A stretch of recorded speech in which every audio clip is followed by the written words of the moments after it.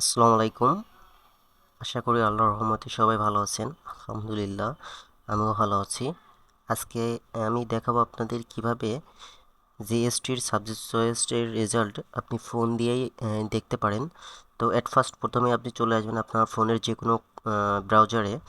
তো আমি Chrome browser অ্যাপে আসলাম, আসার পরে সার্চ করব GST dot admission dot PD.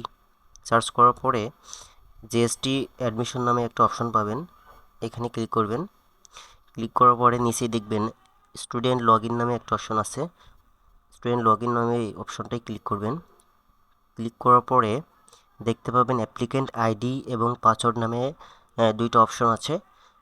ওখানে আপনার ফোনের যে অ্যাপ্লিক্যান্ট আইডি এবং পাসওয়ার্ডটা আছে এখানে টাইপ করবেন। টাইপ করার পরে লগ ইনে ক্লিক করবেন। তো আমি একটা স্টুডেন্টের অ্যাপ্লিক্যান্ট আইডি এবং পাসওয়ার্ড দিয়ে দেখাচ্ছি, যেহেতু অনেকগুলো স্টুডেন্টেরই সাবজেক্ট চয়েস দিয়েছি, এখানে সেভ আছে। তো আমি একটা লগ ইন করে দেখাচ্ছি যে কিভাবে দেখবেন রেজাল্টটা। তো একটা লগ ইন করলাম। লগ ইন করার পরে দেখবেন এখানে দেখতে পারবেন আপনার রেজাল্টটা।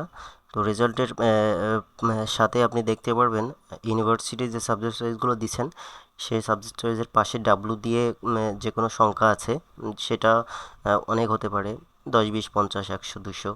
মানে ওইটা হচ্ছে আপনার ওই সাবজেক্টের আপনার আগে কতজন আছে, মানে ওইটা হচ্ছে ওয়েটিং লিস্ট।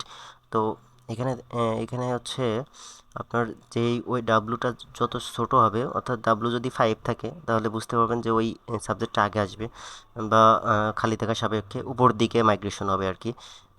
এইটা হচ্ছে ওই আপনার যে সাবজেক্টগুলো দিচ্ছেন দিচ্ছেন চয়েস, তার উপর ডিপেন্ড করে। যাই হোক, ধন্যবাদ সবাইকে। এখন রেজাল্ট দেয়নি, রেজাল্ট দেওয়ার পরে আপনি আপনার কাঙ্ক্ষিত যে ফলাফলটা সেটা দেখতে পারবেন। তো সবাইকে ধন্যবাদ। ভালো থাকবেন, সুস্থ থাকবেন। আল্লাহ হাফেজ।